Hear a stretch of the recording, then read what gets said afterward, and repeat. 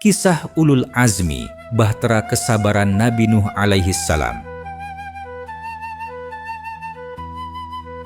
Pada zaman dahulu, di sebuah kaum yang telah jauh dari petunjuk Allah Subhanahu wa Ta'ala, hidup seorang nabi yang penuh kesabaran dan keteguhan hati. Dialah Nabi Nuh alaihi salam. Di tengah masyarakat yang tenggelam dalam kesyirikan, kekerasan, dan kesombongan, Allah mengutus Nabi Nuh untuk menyeru umatnya agar kembali kepada jalan tauhid dan kebenaran.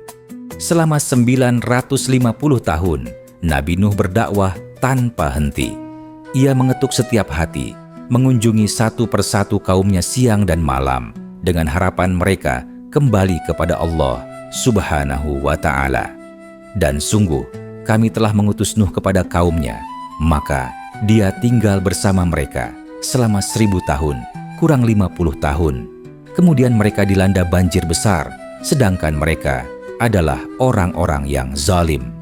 Seperti tertulis dalam Quran, surat Al-Ankabut ayat 14. Namun, hanya segelintir orang yang mengikuti seruannya. Dan kebanyakan dari mereka adalah kaum miskin dan tertindas. Kaumnya yang keras kepala mencemoohnya, menghina, bahkan menyiksanya.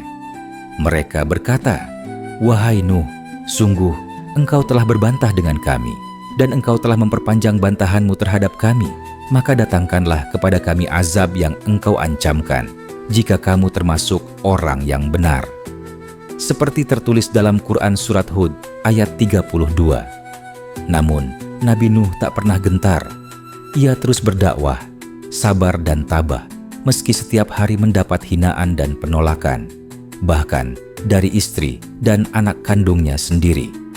Dia, Nuh, berkata, "Ya Tuhanku, sesungguhnya aku telah menyeru kaumku siang dan malam, tetapi seruanku itu tidak menambah iman mereka, justru mereka lari dari kebenaran."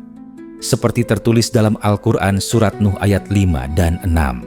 Hingga akhirnya Allah memberikan wahyu kepada Nabi Nuh agar ia membangun sebuah bahtera besar di atas gunung, dan diwahyukan kepada Nuh, "Ketahuilah, tidak akan beriman di antara kaummu kecuali orang yang benar-benar beriman saja. Karena itu, janganlah engkau bersedih hati tentang apa yang mereka perbuat, dan buatlah kapal itu dengan pengawasan dan petunjuk wahyu kami." Seperti tertulis dalam Quran Surat Hud ayat 36 dan 37. Namun, kaumnya semakin mengejeknya dan menganggapnya gila karena ingin membuat kapal di tempat yang jauh dari air. Meski begitu, Nabi Nuh tidak goyah. Ia membangun kapal itu dengan penuh keyakinan, dibantu oleh para pengikut setianya. Dan mulailah dia, Nuh, membuat kapal. Setiap kali pemimpin kaumnya berjalan melewatinya, mereka mengejeknya. Dia, Nuh, berkata, "Jika kamu mengejek kami, maka kami pun akan mengejekmu, sebagaimana kamu mengejek kami." Seperti tertulis di dalam Quran Surah Hud ayat 38. Ketika waktu yang dijanjikan tiba, hujan pun turun dengan deras. Bumi memuntahkan air dan banjir besar melanda seluruh permukaan bumi. Lalu kami bukakan pintu-pintu langit dengan menurunkan air yang tercurah. Dan kami jadikan bumi menyemburkan mata air, maka bertemulah air-air itu sehingga meluap, menimbulkan keadaan bencana yang telah ditetapkan. Seperti tertulis dalam Quran Surat Al-Qamar ayat 11 dan 12. Bahtera itu akhirnya menyelamatkan Nabi Nuh, para pengikutnya, dan sepasang dari setiap jenis makhluk hidup. Mereka selamat dari azab Allah, sementara mereka yang mendustakan kebenaran binasa, termasuk anaknya yang menolak ikut dalam bahtera. Dan Nuh memanggil anaknya ketika dia, anak itu, berada di tempat yang jauh terpencil. Maka dia, Nuh, berseru, "Wahai anakku, naiklah ke kapal bersama kami, dan janganlah engkau bersama orang-orang kafir." Dia, anaknya, menjawab, "Aku akan mencari perlindungan ke gunung yang dapat menghindarkan aku dari air bah." Nuh berkata, "Tidak ada yang dapat melindungi dari siksaan Allah pada hari ini selain Allah yang Maha Penyayang." Dan gelombang menjadi penghalang antara keduanya, maka dia, anak itu, termasuk orang yang ditenggelamkan. Seperti yang tertulis dalam Al-Quran Surat Hud ayat 42 dan 43. Setelah banjir surut, bahtera itu berlabuh di Bukit Judi.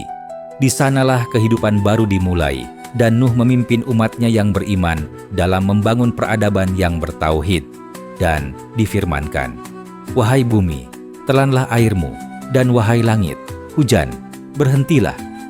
Dan air pun disurutkan, dan perintah pun diselesaikan, dan kapal itu pun berlabuh di atas gunung Judi, dan dikatakan, "Binasalah orang-orang zalim."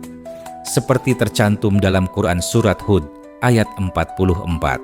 Seperti kita ketahui bahwa Nabi Nuh alaihi salam adalah satu dari 5 nabi yang mendapat gelar Ulul Azmi, yang berarti pemilik keteguhan hati. Gelar ini tidak diberikan sembarangan. Gelar ini diberikan kepada nabi-nabi yang menunjukkan ketabahan luar biasa, kesabaran dalam berdakwah, dan keteguhan iman meski dalam ujian yang berat dan berkepanjangan. Maka bersabarlah engkau, Muhammad, sebagaimana kesabaran rasul-rasul yang memiliki keteguhan hati, ulul azmi, dan janganlah engkau meminta agar azab disegerakan untuk mereka. Seperti yang tertulis dalam Al-Quran Surat Al-Ahqaf ayat 35.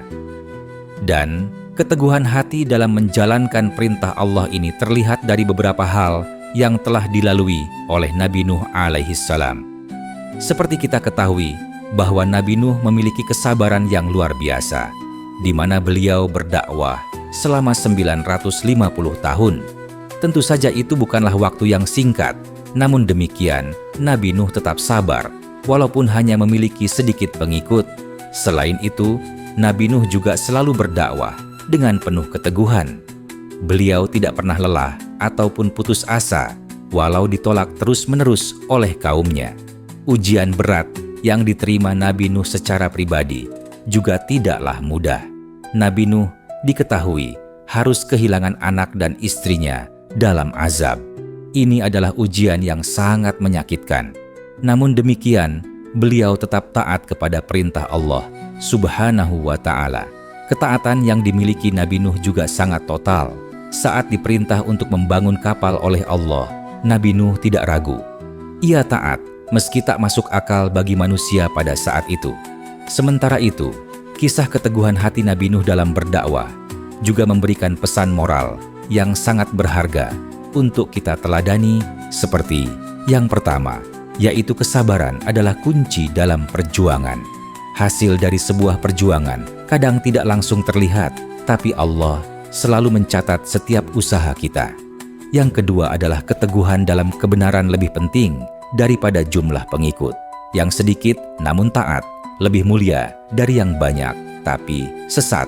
Yang ketiga adalah tugas seorang dai, ialah menyampaikan, bukan memastikan hasil.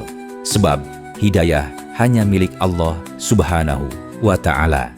Yang keempat adalah bahwa tidak ada kekuatan yang mampu melawan kehendak Allah. Karena ketika waktunya tiba, tidak ada yang dapat menyelamatkan diri selain iman dan taat kepadanya.